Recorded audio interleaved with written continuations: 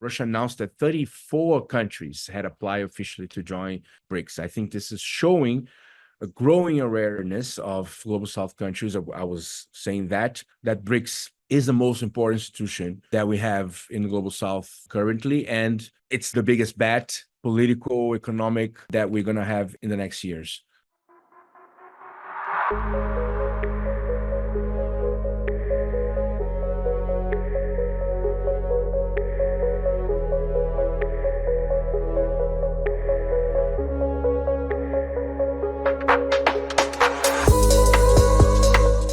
Welcome to the Global Majority for Peace podcast. I'm Ileana Chan, and my co-host is Fiona Edwards.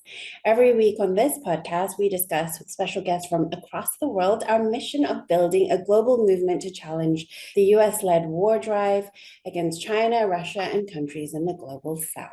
Before we get into today's very exciting discussion, a little housekeeping. If you like what you hear, please do subscribe. Also, click on the bell so you receive notifications for when we release new episodes. And if you support our work, please become a patron on Patreon. The link is in the description below. We are very excited that joining us today on the Global Majority for Peace podcast is Marco Fernandes. Marco is a geopolitical analyst with Brasil de Fato and the editor of Wenhua Zongheng International. Recently, Marco attended the historic BRICS Summit in Kazan, Russia, and is now joining us to share his insights on the role of BRICS in the new shifting world order. Marco, we are honored to have you on the show. Welcome. Thank you so much, Fiona. Thank you so much, Ileana, for the invitation. Very glad to be here. As you can see, I'm in the tropics now in Brazil, but yeah, very, very glad to share with you some of the experience and thoughts about the BRICS Summit and the global scenario. Thank you so much, Marco. And yes, welcome to Global Majority for Peace podcast. So to give some context for our listeners, we wanted to start with a brief history of BRICS. This all started 15 years ago with a summit in Russia with Brazil, India, and China. South Africa officially joining the following year. Marco, what is BRICS? How has it evolved? What's the agenda? And also, could you explain the significance of this project? So BRICS actually started in a very, I would say, humble way, because it was actually a Russian initiative at the beginning. They started having some meetings between the representatives of Brazil, Russia, India, and China at IMF, because the impression that they had at that point is that the countries were growing in importance, economic, political, geopolitically. But the perception of all of them is that their voices were not being particularly heard in international multilateral organizations like IMF, like World Bank, and even the United Nations, organizations that we know at the end of the day, they are controlled by the West. So that was the common perception that led Russia to propose some side meetings among the representatives at the IMF in 2006. I mean, there's a lot of discussion that, actually, this was an acronym, was created by this Goldman Sachs guy, Jim O'Neill, in 2001, saying, this is the economies that are going to drive the growth in the next decades, etc. But I mean, okay, he got this, but actually what happened is that Russia, one more time, had a very important initiative, and they start to meet. So this was 2006 and 2009. You have, as you said, the first summit in Ekaterinburg in Russia. And then in 2011, we have South Africa joining BRICS. I think at the beginning, it was like a more, we need to reform global governance. I think this is still one of the main topics for BRICS, but I think now we're going to talk later. I think its ambition are becoming bigger. So again, in 2000, as the first years of BRICS, there were very important progresses in the organization. And I would say in 2012, was the first time that they had the proposal to create a bank, the New Development Bank. And actually, this was an initiative of India, which, by the way, I think this is also important to remind that when BRICS is created, we had Lula in Brazil, we had Singham, Prime Minister from Congress Party in India. And of course, we had, actually, when it was created in Russia, we have Medvedev there, and Putin was Prime Minister. And we have Hu Jintao in China. But I'm just reminding this because this also explains some of the bumpy road of BRICS in the middle of last decade. But again, so India has the proposal for the bank, and Brazil and China actually had the proposal to create the contingent reserve arrangement, which is supposed to be an alternative to IMF. We can go back to this because I think it's one of the examples of how some of the potentials of BRICS are still untapped even today. So in 2014, in the Brazil Summit, they create New Development Bank and the Contingent Reserve Arrangement officially. And I think this is a very important historical mark for BRICS because these are the two only institutions, quote unquote, that BRICS has created so far. As you know, BRICS doesn't have a secretariat or something like that. There's no like a headquarter, which I think, by the way, I think is also a problem. I think this is something that BRICS will have to face this challenge in the next years. But anyways, I would say the main achievement of BRICS so far is the creation of both the bank and the arrangement. But then what happened is that 2014, Modi won elections in India. 2016, Dilma is overthrown by like a parliamentary coup d'etat in Brazil. And then you have BRICS in a very tough situation because Brazil was actually the main key driver at the beginning. One of the recommendations at the end would be a book about BRICS history, because we can see that even Russia, I think today is probably the key driver of BRICS, the most interested in BRICS. But for instance, Russia was not in favor of creation of the bank, neither the arrangement at the beginning. They were convinced, especially by Brazil and China and India, for the bank. But I'm just saying this because I think it was also important in this moment. I think BRICS is starting to leave a new chapter, a new important chapter of its history. I think it's also important at this point we go back in time to understand some of the developments and also understand why BRICS had at some point sort of slowed down its development. And I would say from 2014 almost to 2021, 22, the beginning of this decade, I think BRICS had a sort of like got stuck. And of course, finally, for closing this question, I think it's clear that especially since the initial of the war in Ukraine, the conflict in Ukraine, and in the last year, the massacre in Palestine, I think this also explains how most of the global South countries now realize that BRICS is probably the most important institution that they have to push, they have to join, and they have to support. But again, it's a very complex challenge, and I think there's still a lot of work ahead for making BRICS a real strong, solid institution. But I think the idea is there, and it's the best idea that we had, I think, since the Bandung Conference in 1955, and then the creation of the non-aligned movement in 1961 in Belgrade in Yugoslavia. I think BRICS, of course, is the most important thing that we had so far. And lastly, I also, just to tease you, we can come back to this question. I think we also have to pay attention again to the history of OPEC. For those who don't know, this is an organization of the petrol export countries. It was the only organization of the third world that was able at some point to shift the correlation of forces regarding the imperialist powers, especially the companies, the multinational companies from US and Europe that control the market of oil. And I think BRICS should learn something with this experience in the next years. Well, thanks for that, Marco, the kind of evolution of BRICS over the last couple of decades. And it seems like from what you're saying, there's a new momentum really coming around BRICS. And that kind of leads us to our next question, really, because you did attend the latest BRICS Summit held in Kazan, Russia, October 2024. So there's lots to talk about on this, I think. But one of the most significant developments coming out of the summit was actually its expansion. BRICS added 13 new partner countries, including Algeria, Belarus, Bolivia, Cuba, Malaysia, Indonesia, Pakistan, Nigeria, Thailand, Turkey, Uganda, Uzbekistan, and Vietnam. And this follows from an earlier wave of BRICS expansion, actually the year before, which saw a number of other countries join, including Egypt, Ethiopia, Iran, and the UAE. So could you share your thoughts on BRICS expansion? What is bringing these countries together?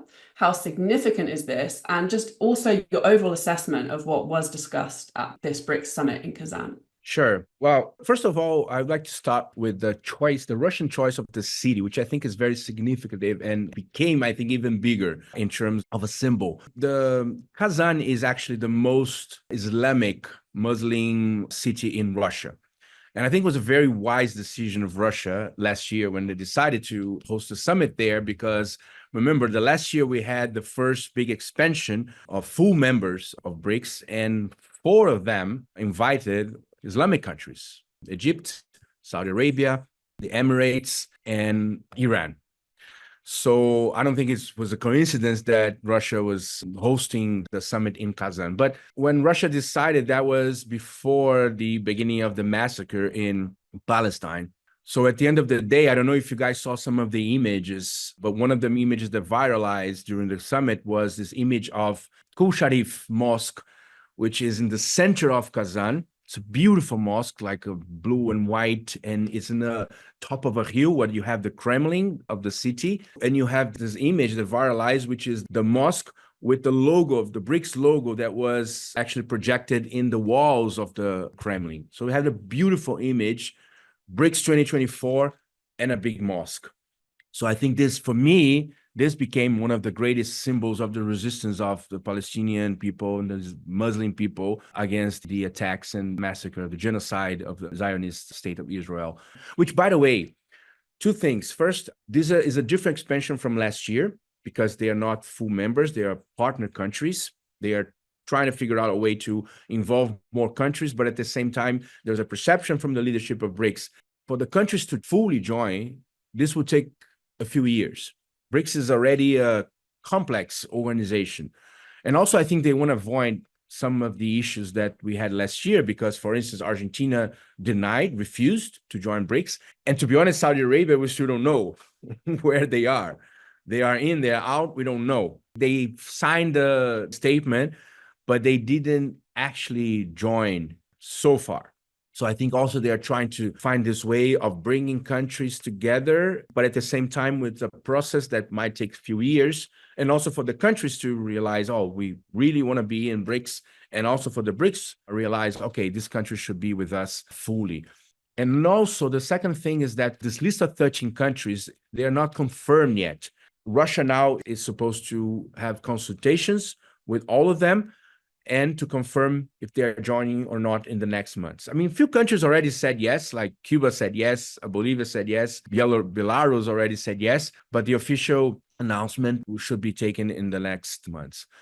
So that being said, again, I think this was a very important step for BRICS because before the summit, Russia announced that 34 countries had applied officially to join BRICS. I think this is showing a growing awareness of Global South countries. I was saying that BRICS is the most important institution that we have in the Global South currently, and it's the biggest bet, political, economic, that we're going to have in the next years.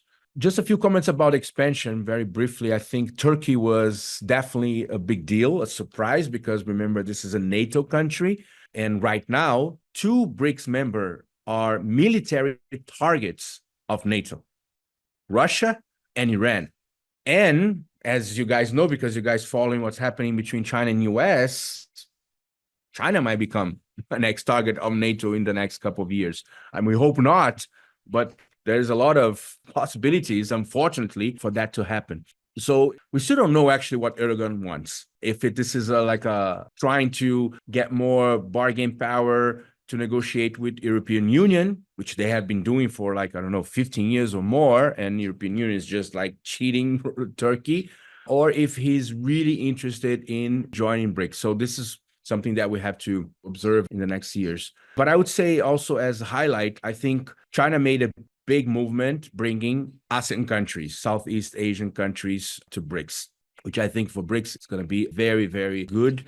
Because, as you know, this is the most dynamic region of the planet right now economically. We have Indonesia, which is 280 million people, the biggest Muslim country in the world, and also economy that, according to IMF, some projections say that Indonesia might become the 5th largest economy in the world until 2030.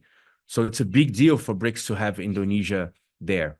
Same, of course, with Vietnam. It's been growing for 30 years, 6-7% every year. Also, we have something interesting because with Vietnam and Cuba, now we have 3 countries run by communist parties, part of the BRICS, which I think is also a very interesting situation to be observed in the next years. And of course, Malaysia, I think Ileana probably is very happy now with this outcome. Malaysia and Thailand also very dynamic economies. So I think for BRICS to have one of the main drivers of industrialization in the Global South right now joining BRICS is a big deal. And finally, Latin America, of course, Cuba. All of us are very happy with that because there's a hope that BRICS might be a sort of solution or a part of the solution for Cuba, especially economically, since Cuba is suffering this criminal embargo from the United States from 60 years now.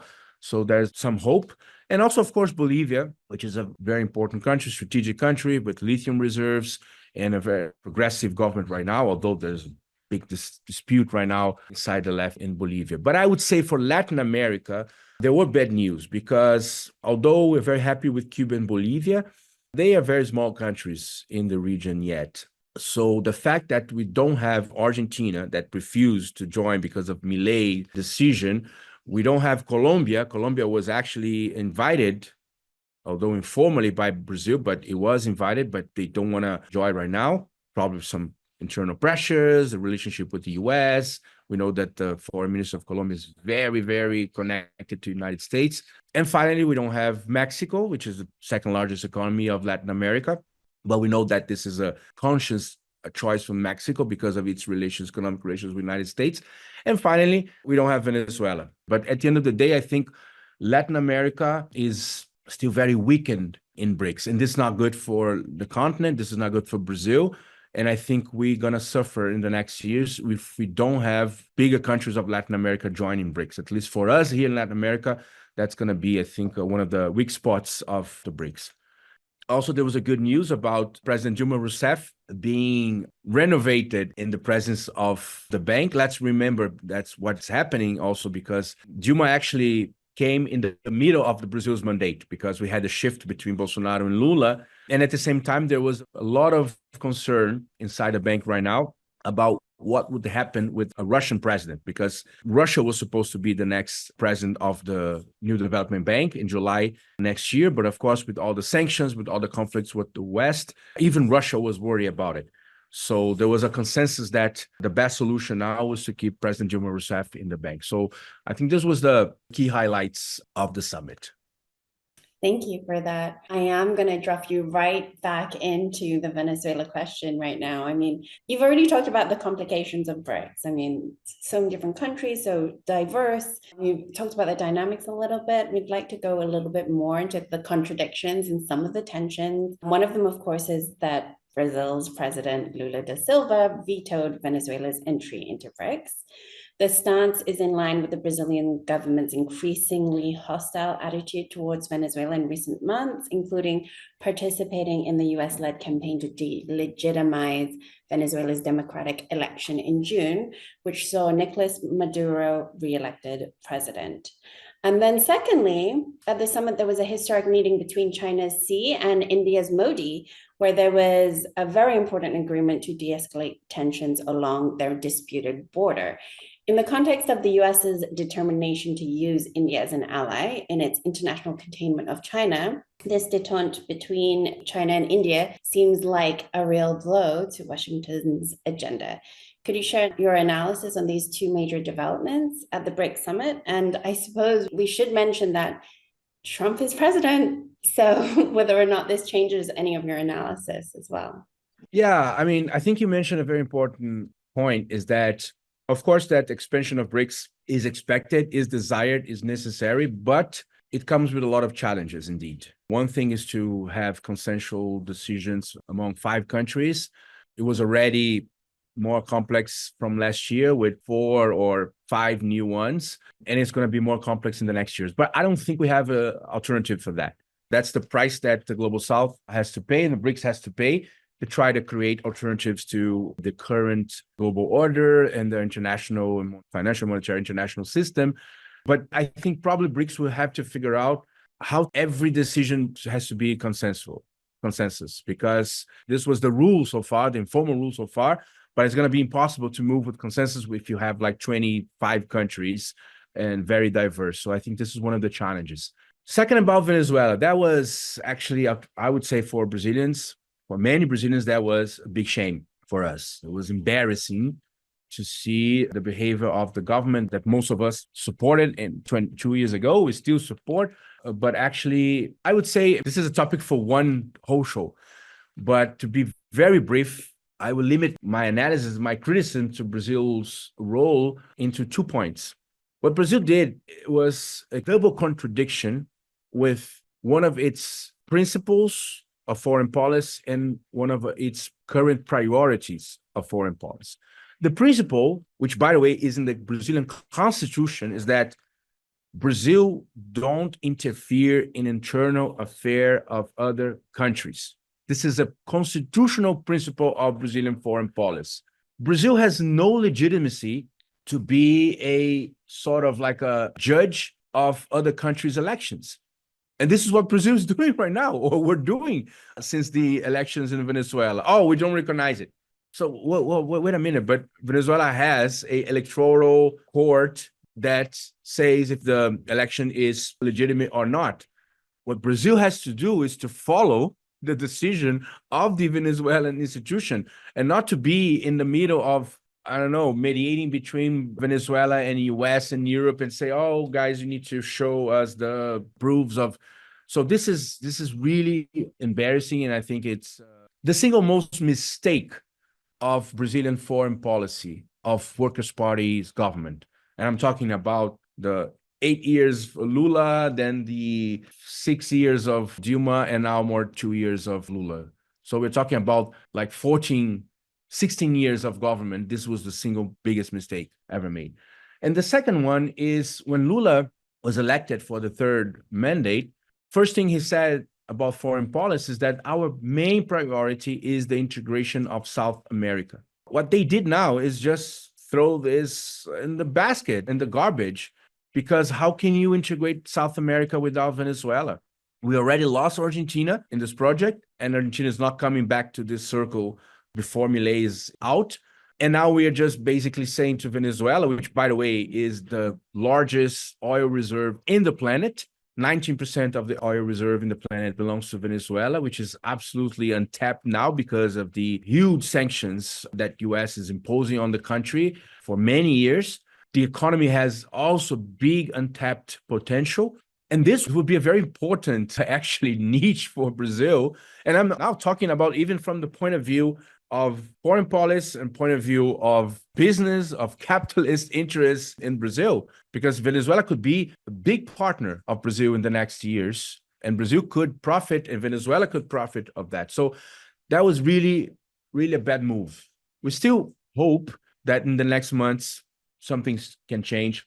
By the way, I think Trump might change the situation because I think Trump will increase the conflict with Venezuela and probably will get into conflict with Brazil. And I think this might generate a sort of rearrangement of forces between Brazil and Venezuela and the whole region. So let's see. So the good news about the summit, as you said, was the India-China meeting. First of all, because we know that one of the main issues of BRICS that was sort of making BRICS stuck at some moments was the tensions between China and India. So in this way, if they really achieve an agreement, I mean, there's already an agreement. They already took troops from the border, and looks like indeed they are committed, both Modi and Xi are committed to solve this issue. That's going to be not only very good for China and India, but that's going to be very good for BRICS. And I think the fact that they chose the summit to sort of realize the agreement that was being already discussed in the last months, and especially in the last weeks, I mean, BRICS is also giving a very important sign to the world, saying that this BRICS also might become a platform to solve diplomatic tensions, even military tensions among global South countries. At one side, we have the West and NATO, eager for wars in Ukraine, in Palestine, and maybe in Asia in the next years. And at the other side, we have BRICS trying to create consensus, trying to cool down tensions, and trying to become a platform where global South countries can discuss their differences, their conflicts, and they can solve it together in a specific way. So in this sense, I think this was also a big achievement of this summit. We know that there's a lot of other tensions, economic tensions, of course. There's economic competition. India expects to become a sort of alternative to China in terms of some sectors of the industry. I think it's very hard for them to achieve that because I think they're far, far behind. But of course, we know that the West is also betting on India to be a sort of alternative to China. So these tensions also are not only in the border, and I think it's more complex to solve it. But I think it was a first good step, and I think BRICS will profit from that also in the next years. Excellent. Well, we've kind of dealt with some of the contradictions that there are within BRICS, but something that you've already kind of referred to actually in this conversation, Marco, is points of unity, really, which is what was expressed very clearly at the BRICS Summit was the extent to which politically the Global South is rejecting the US's global war drive, that war drive against Russia, against the Palestinians, against Lebanon, against China, and so on. I mean, the number of countries that the US is becoming more and more aggressive against is increasing. And if we look at, like you mentioned, Venezuela, that could be the next country on the list. So, for example, the idea that was promoted by the mainstream Western media that Putin is internationally isolated, that was completely disproved by this summit. Also, the opposition to the US-Israeli genocide of Gaza was a very prominent issue there. So this is very interesting. Could you kind of get into why there is such a different position that has emerged in the Global South? And do you think this could play any role in restraining the US war machine? Yeah, I think as we talked before, since the beginning, since before BRICS, the pre-BRICS in IMF was already this perception that Global South countries should be heard in international institutions, should be heard properly. Let's remind that with the expansion last year, the 9 countries of BRICS, or even Saudi Arabia joins, is around like 37% of the global GDP in purchase power. So this means that the BRICS countries have a much higher importance in the economy that are represented in institutions like IMF, World Bank, or even United Nations. And I think in the last years, I think not only with the wars, first, before the wars, I think this frenzy of sanctions from United States, I think it also started to trigger even more this perception among Global South countries. Say, okay, who's the next? I mean, if these guys are able to steal half of $300 billion of international reserves of a country, Russia, with nuclear bombs, I mean, they can do whatever they want. So who's going to be the next? So you got sanctions.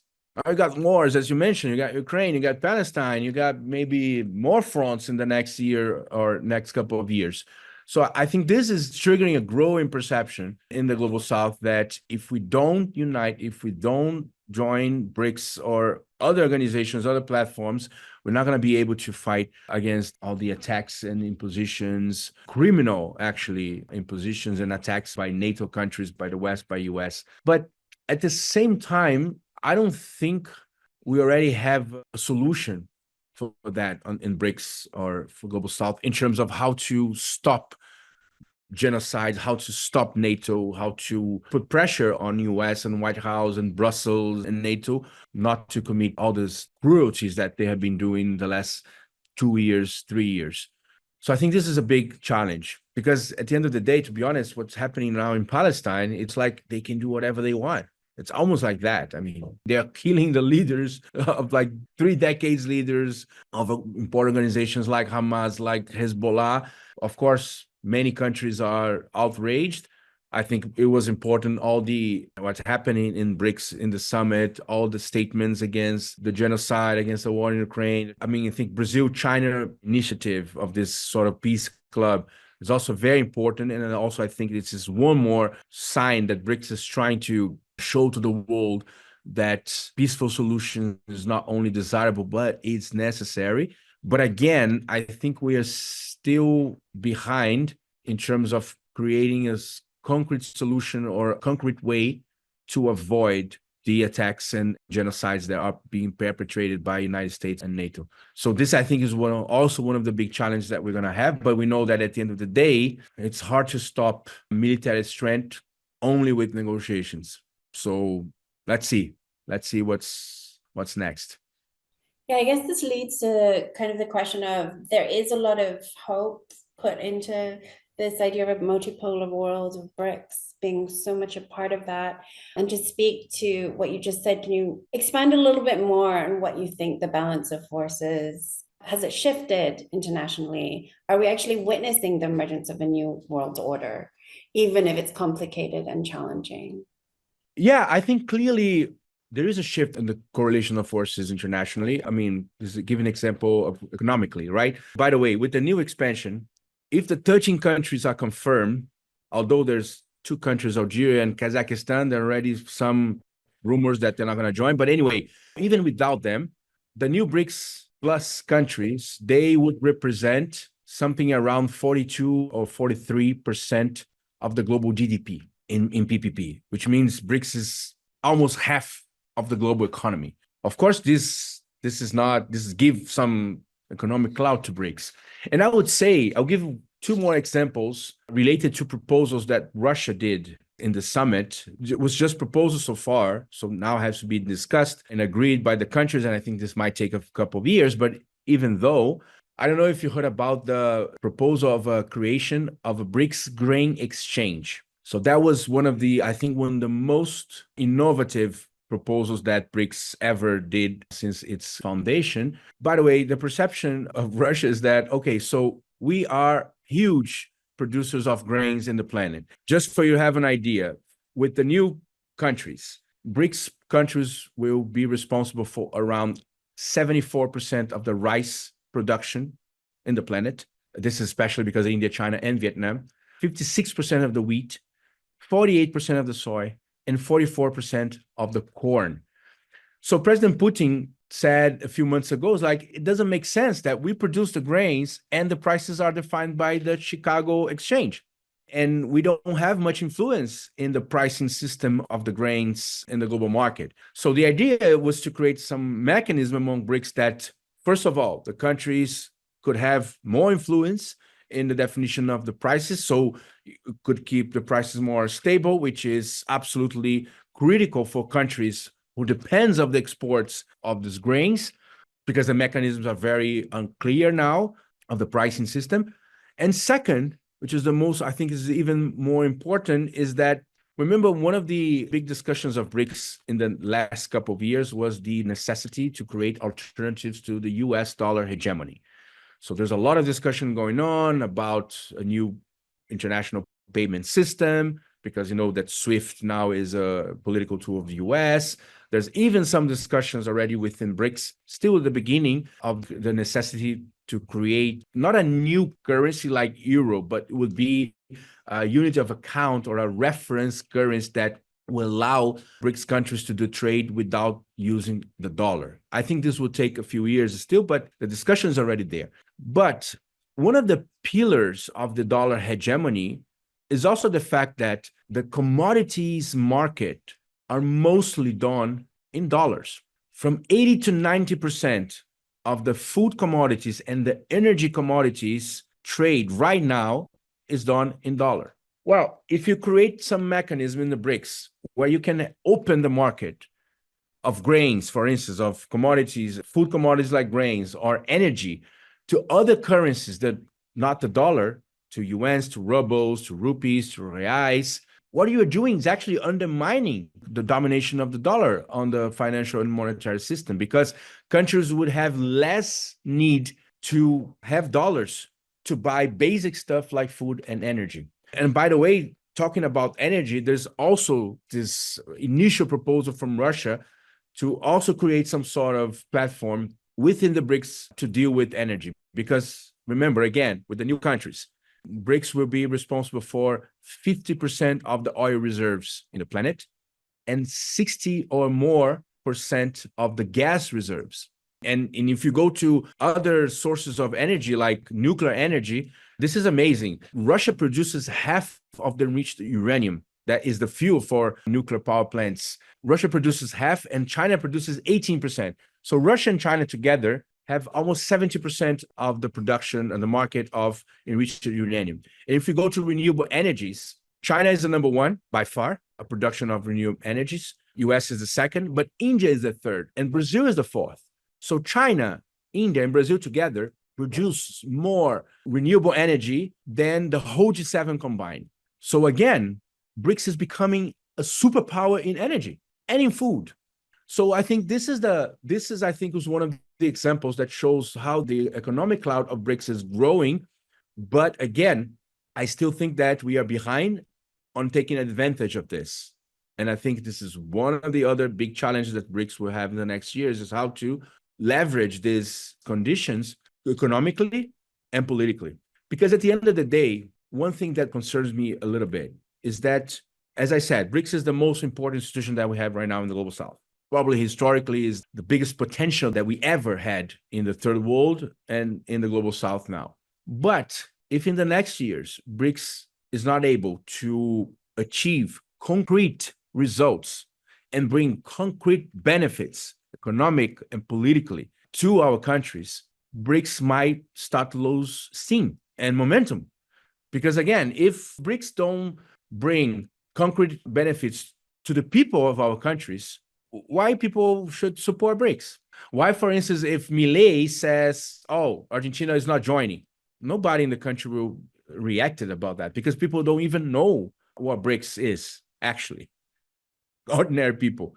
You know, I was having a conversation, it was like a conference, and a Russian colleague, he said, you know, the problem with BRICS right now, some of us say in Russia, is that it is still a group of 9 or 10 people, meaning the heads of the state, because this is mostly where decisions are made, and this is mostly who actually takes part of the dynamic of BRICS. So the joke that we are making in this conference is that, okay, so how to turn BRICS from a 9 or 10 people group, or now maybe a 20, 23 people group, into a 4 billion people's group, which are the population. I think BRICS population is even more than that now. So I think this is a big challenge. And I worry that if we're not able to achieve that, BRICS might also become a sort of like new G77, which every year there's a meeting, very good discussions, very good statements, sometimes even radical statements, but no concrete achievements, no implementation of good ideas. And right now, I think BRICS has to deal with that, because there's a big expectation from the Global South countries, from the people, some of the people in the Global South countries, but we still need much more work to make these good ideas into reality. Very important and very challenging times. And wanted to actually return again, Marco, to the issue of Brazil. Obviously, as a Brazilian living in Beijing, you have really unique insights into the development of China-Brazil relations. And I wanted to kind of get your insight into where Brazil's foreign policy is at. I mean, you kind of referred to this earlier in the show, but we've seen in recent years what I would say is a radicalization actually of Lula against US imperialism. And this follows a very personal experience in terms of his political persecution and unjust imprisonment in 2018. So could you talk us through Brazil's approach to the United States, to China, and its current role in Latin America with regards to foreign policy? Yes, that's a very complex question. And I think, to be honest, I think we are in the middle of some of these contradictions and conflicts. And I'll be honest with you, I don't think some of these questions you made, I don't think it's that clear for us Brazilians right now. Because, you know, when Lula started his third term, I think there was as you said, a big expectation of, after being like a real target of the empire, being put in jail for 2 years. And it's already like broadly documented that this was a U.S. Department of Justice and FBI-led operation to put Lula in jail. And Lula actually said this many times after he left jail. Many interviews, he said this was an operation by the U.S. And it was. So there was a big expectation that after this experience, that, of course, Lula would become much more radicalized in terms of the relationship with the US. And I think it was in the first 2 years or year and a half or something like that of the government. But something is happening in the last months. Clearly, there is a shift of orientation. Still not clear, being very honest with you, how much this is from Lula, how much this is from other sectors, departments of the government, how much this is from Brazilian Foreign Relations Ministry, the Itamaraty. But clearly what happened to Venezuela, Brazil in the last months, I would say, for instance, even within BRICS, you know that Russia organized almost 200 meetings along the year in the different spaces of BRICS. Brazil clearly didn't put that much attention for some of these important forums. Okay, there is one excuse, which is Brazil is actually the chair of G20 this year. And it's true that there was a lot of effort, energy, humans, the resources, everything to organize G20. But it's weird because Brazil was always in the first years until 2014, till the initial of the crisis of the Dilma's government, as I said, Brazil was the key driver of BRICS. And suddenly Brazil is not attending many. For instance, there was a very important meeting 2 weeks before the summit, was a meeting of the finance ministers and the central banks. So a meeting to discuss alternatives to the dollar hegemony, new international payment systems, etc. Brazil didn't show up, actually. I was there. I was attending one of the panels of this meeting, and I could see that Brazil sent somebody from, I would say, fourth rank level in the ministry as a head of the delegation. So it's clearly like, okay, we don't mind about this discussion. So something is happening. And then I said, I'm not sure what. Still not clear for us. It's concerning. Regarding to China, the big discussion right now is if Brazil would join or not BRI, Belt and Road Initiative. Because there is, President Xi Jinping is coming for G20 in 12 days in Rio. By the way, I'll be there too in Rio. And after that, he's going to Brasilia to meet with Lula. It's a state visit, official state visit. So there is a big expectation about the announcement or not of Brazilian joining BRI. So for that, very briefly, first of all, I think the most important discussion, I don't think if it's Brazil is joining officially BRI or not. The most important discussion is that Brazil needs to upgrade its economic relationship with China. Because right now, China is the largest trading partner of Brazil by far since 2009, but the trade relations is still very unbalanced. Brazil basically exports commodities to China and import manufacturing. If you get soy, crude oil, iron ore, and beef, this is almost like 90% of Brazilian exports to China. Of course, Brazil has a big surplus with China, which is very rare, by the way. Few countries have big trade surplus with China. Last year was $50 billion. But at the end of the day, this surplus, it's still not so useful for the country as a whole, for the people as a whole, because we're talking about commodity sector, which is very concentrated in terms of income. It's not so many jobs, low skill jobs, and there's a lot of environment issues with soy production, with mining, etc. So it's not like a perfect, ideal economic relations that Brazil has to China right now. And this is not China's fault. Again, I think this is the lack of strategic proposals or strategic thought from Brazil to how to improve this relationship, how to make this relationship better for Brazil. If you get, for instance, the investments, Brazil was one of the largest recipients of investments, Chinese investments from 2005 to nowadays. But 75% of the Chinese investments, 75% is one sector, energy, and just around 5% for manufacturing and 5% for infrastructure. Again, this is not helping a Brazilian economy. It's not leveraging a Brazilian economy. This is good for China, of course. They have a lot of investments in energy all around the world. They have a lot of surplus. They have State Grid, which is one of the largest companies in the world. But again, the lack of proposals, the lack of strategic thought of Brazil are making the relationship guided by market principles. So there is a big demand in China for produced soy, and China has a big demand of investments in energy abroad. China is doing.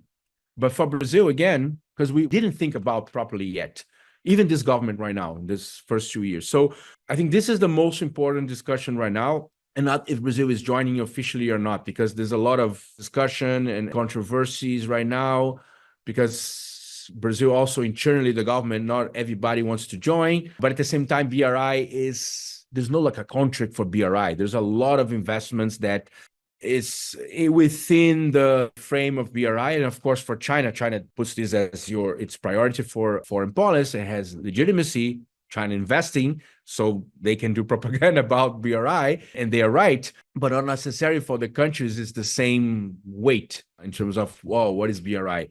So I think this is the most important thing, and the expectation that we have is that there are discussions right now happening within Brazilian government, and we don't know yet because they're not public, but we know that some sectors of the government are aware of this situation and are aware of the potential that a more strategic partnership with China, the potential that this can bring to Brazilian economy. So let's see. It was like 2 weeks. We have to wait for 2 weeks at least to see what's going to be the announcements. But at the end of the day, I think in this particular point, I think the Brazilian government has to do it with a lot of internal conflicts within the government, and also, of course, the pressure from the United States and Europe against this approach to China. Because remember, US is by far the largest investor in Brazil. So, of course, they have a lot of influence in politics. So I think the Brazilian government is trying to deal with all these contradictions. And that's why also sometimes the public speeches, especially in the last days, seems to be a little bit ambiguous. Oh, Brazil is not joining BRI, but Brazil wants a synergy with BRI. And a lot of people in Brazil are not happy with this, especially, of course, the most progressive sector that wants a bigger approach to China. Interesting. Shifting gears just a little bit, like as Trump is president, do you think that is part of the rise of the far right internationally? Do you think that sort of like is part of that? I mean, of course, in Brazil, you had Bolsonaro for 4 years. So that's like quite a far right president. And then also Argentina has a far right president. What do you think is behind the sentiment for the far right, and how are progressive forces responding to this threat? Oh, Ileana, it's also a very hard question. And I would say the same that I just said to Fiona. I think this is a question that the whole left in Latin America is doing right now, and we still don't have the answer. First of all, I think the main issue for the left in the last decades, and this also applies to Brazil, is that the left lost its organic presence among working class people, among peasants, among people who are living in the peripheries of the big cities. Very different from what, for instance, Workers' Party was 40 years ago or 30 years ago. Actually, Workers' Party emerged from this lots of like union struggles and people's movement struggles, peasants, and I mean, all sorts of working class organizations in Brazil, MST, for instance, the Landless Movement, etc. So I think we lost this presence. Therefore, I think the left also became very institutionalized, very focused on elections. And we know that the work that you do for election is very different from the work that we do in terms of political education, of organizing people, organizing workers, organizing peasants to struggle for their rights. And I think this is in general, I think I would say this is the whole Latin America. It's not like only a Brazilian problem or Workers' Party problem. So this is first. Second is that I think especially in the last years, there's a growing sentiment for the majority of the people in our countries that the capitalist system is not able to give answers to our needs. It's clear that the system is failing. But at the same time, it's ironically, or it's terrible that the ones who are being more vocal against the system right now, if you go to social media, is extreme right wing, is the right wing. They are capturing this insatisfaction, the people's insatisfaction towards capitalism. And the left in many situations is trying to defend the system. Because, like extreme right wing, they come and they say, oh, we're going to destroy everything. These institutions are all failed. We have to rebuild everything. This was the left discourse 30 years ago, 40 years ago, even 20 years ago in some places. And suddenly the left was like, no, we have to defend the Constitution. Oh, we have to defend the institutions because, the extreme right wing, they are threatening democracy. They are threatening the judiciary. They are threatening the executive, the powers of the nation. So this is crazy. Like at the end of the day, we sort of inverted positions. So now we are defending the system, the liberal democracy, the bourgeois democracy, and the extreme right wing is saying, this is all lies. They're fake news. The media is all fake news. The state is just trying to exploit you. Of course, we know that this is very efficient for a campaign, electoral campaign. And that's why so many of them are elected. That's why Bolsonaro was elected. That's why Milei was elected. And that's why Trump was elected in 2016. And now, again, he's running as the anti-system candidate. So, but we know that they also cannot deliver because they are 100% pro-system. They are the most pro-system. So when they start to run the country, they have to run the country. Of course, they cannot change the situation. They cannot deliver what people is looking for. But I think we're still in this situation where the left still don't know how to respond to that, because we don't have an alternative. And I think most important, because we are not present in the daily life. The left parties, movements are no longer organic, present in the life of the people. I think the left also is struggling how to communicate with the people now. Sort of like we lost this organic connection. So I think this is the main challenge for the left, for progressive forces in the next years in countries in Latin America. And I would say even in other countries in the world, but talking about more about Latin America now. And as with Trump president, finally, I would say two things. First, of course, this will mean strengthening of extreme right-wing forces in Latin America, as we know. I mean, Milei is be stronger, at least at the beginning with Trump, connections between Trump and extreme right-wing in Brazil and in Colombia. We expect more attacks against Cuba and Venezuela. For instance, there is a chance of Marco Rubio. If Marco Rubio becomes the Secretary of State of US, that's bad news for Venezuela and Cuba.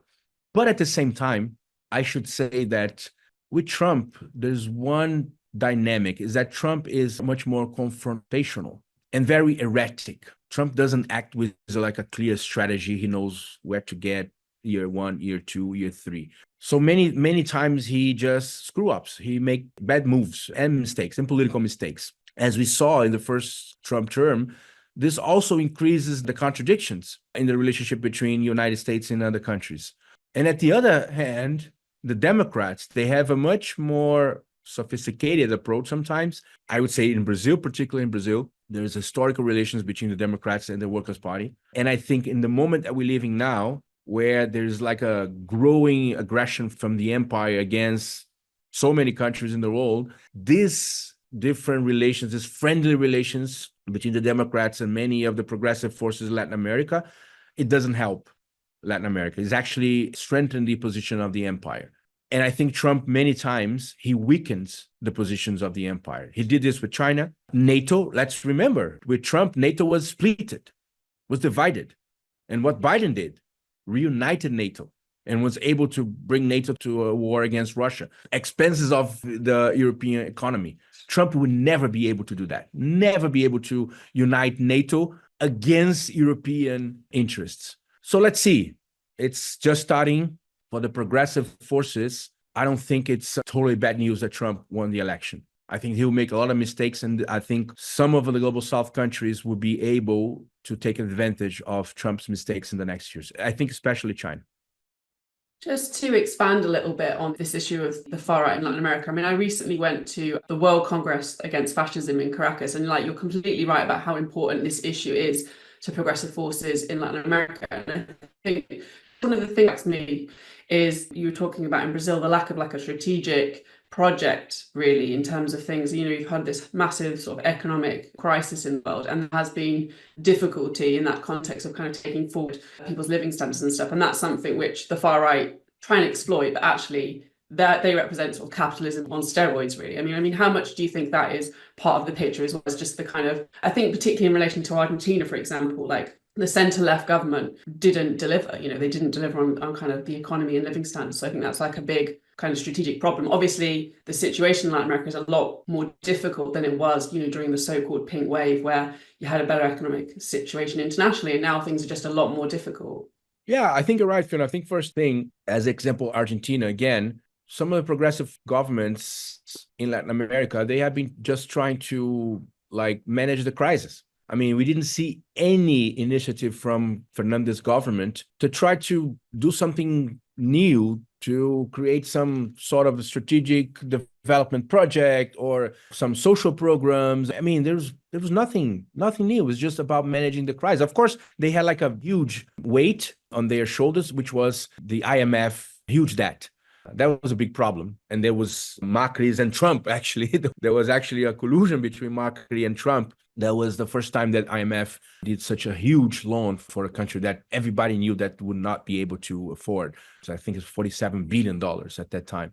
But at the same time, again, as we were saying, the left is on defensive, just trying to defend the system, just trying to manage the crisis, and no initiative, no innovation in terms of, even I would say, let's go back to Chavez. Let's go back to how the Bolivarian Revolution succeeded so well for so many years.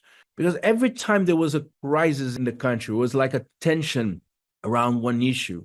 What was the first thing that Chavez was able to do? To mobilize the masses, to bring the discussion, the debate to the society, to go to television every Sunday and say, okay, now our main issue is the sanctions, or what to do with sanctions, or some political crisis, right wing trying to overthrow him. It's like, okay, let's discuss. What is the project? What is the right wing project? This is our project. We are Bolivarian Revolution. We think that the country should go this way and not this way. And I think this is what some of the things that we are missing now. I mean, our leaders like Lula, like Fernandez, they're not counting with the masses. They're not counting with like massive public debates about strategic issues for the country. It's only about managing the crisis. It's only about managing some of the contradictions. I think, for instance, in the case of Brazil, of course, we know that this government is very different. Lula 3 is very different from Lula 1 and Lula 2, because now there is a broad coalition in the government. There's even like center right-wing ministers, and Lula doesn't have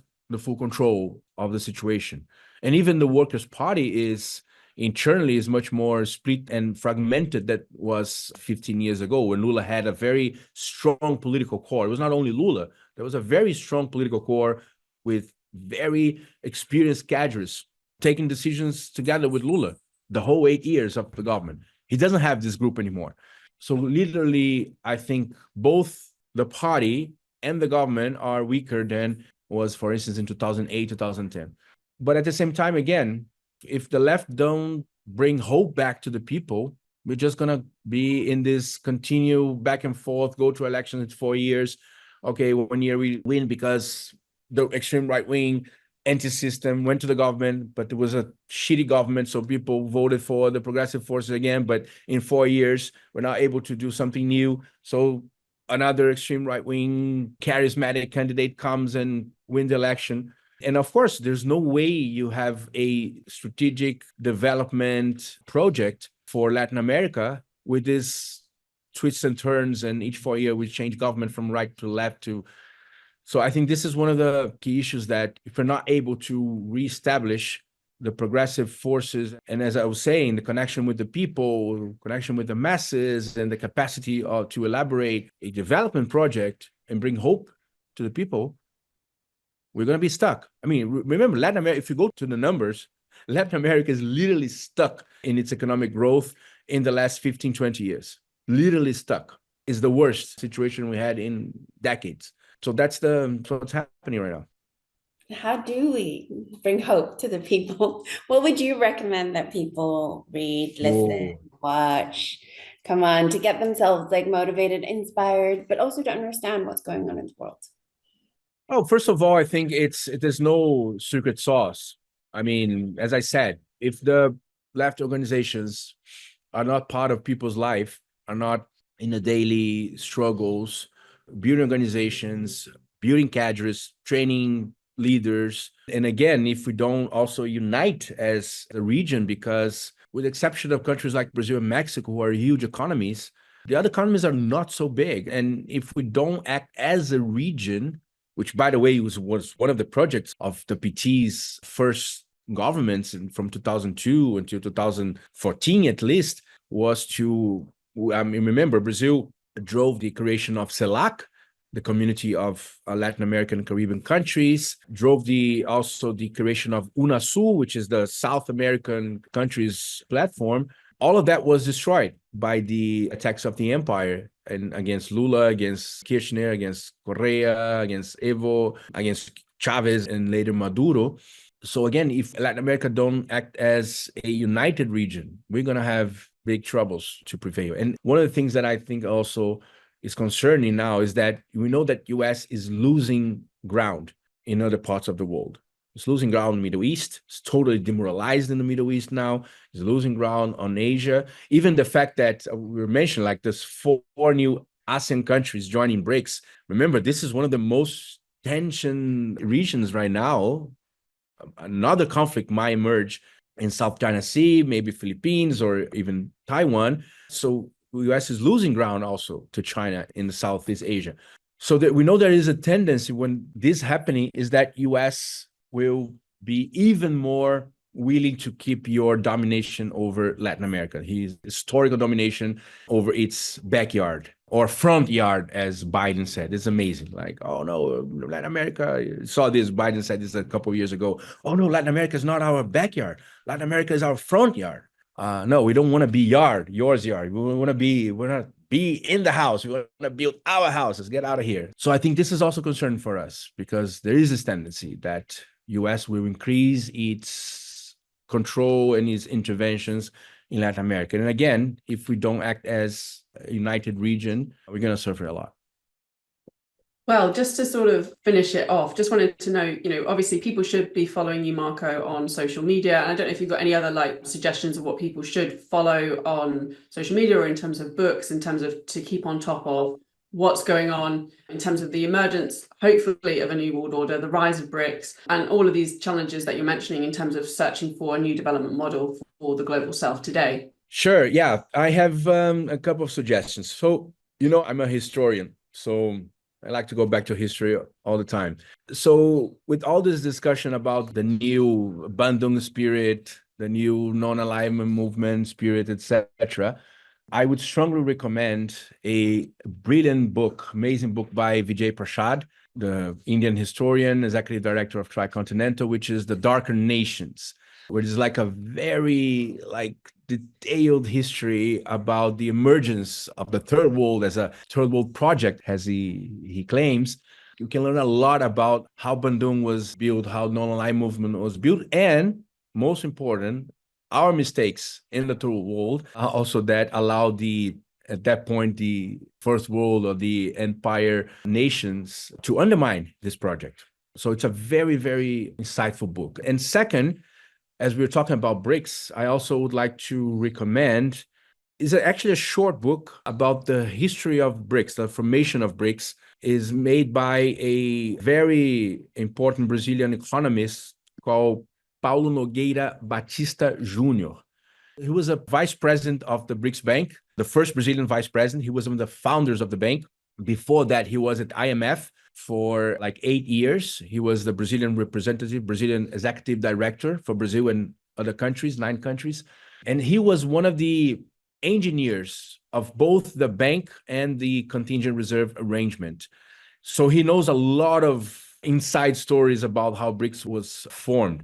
So the name of the book in English, it's The BRICS and the Financing Mechanisms They Created, Progress and Shortcomings. You can find this book online, from Paulo Nogueira Batista Jr., and it's a smaller version of its book in Portuguese, which is like a huge book about the history of BRICS. So he did like a short version in English, but it's also very insightful, and we can understand a lot of the initial steps of BRICS and some of the challenges that they still have today.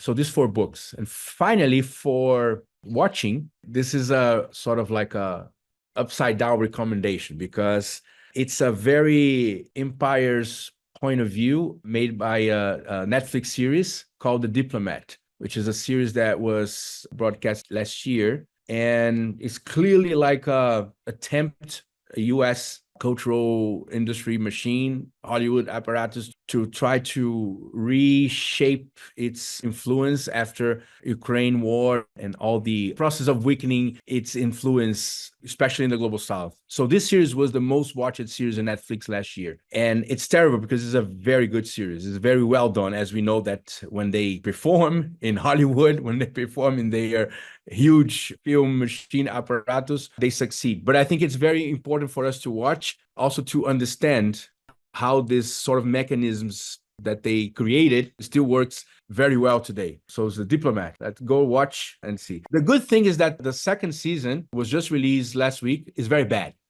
Very bad. Yeah. So nobody will believe them. But the first one, I think is worth to watch. To be honest, I mean, we know that US is losing economic clout, political clout, even militarily, they have some big rivals. But in terms of mass media, communication, battle of ideas, they are still by far ahead of all of the global south. So I think it's important for us to also learn some of these lessons and know how to react in the next years. Hopefully we won't get brainwashed by your recommendation. No, they don't. Okay. They won't. They won't. Thank you so much, Marco. It was No, an pleasure. absolute pleasure to have you on. I learned so much. Any last words, Fiona? Just to echo what you said, thank you so much for joining us and to give us that, first-hand really insight into what's going on in BRICS, because you were there at that historic summit, and just the kind of scope of this discussion has been, really interesting and widespread. There's so many hot topics that we've got through. So thank you for kind of giving us your time to go through all of those things. And I'm sure it's going to leave a lot of our listeners and viewers with a lot of food for thought, and also just the really positive things that are happening in this sense in terms of the rise of the global south, but the challenges that there are and the need to build, greater understanding, greater solidarity. The anti-war movement, unfortunately, is going to become a more and more important international movement to build. So we just really appreciate that. Marco, thanks for joining us. Thank you so much. Thank you. Thanks for this opportunity to talk to you. It was a big pleasure. And I hope maybe next year after the summit in my country, in Brazil, we can talk again about the last BRICS developments. Definitely. We'll put that in our diary now. And hopefully we have good news from that.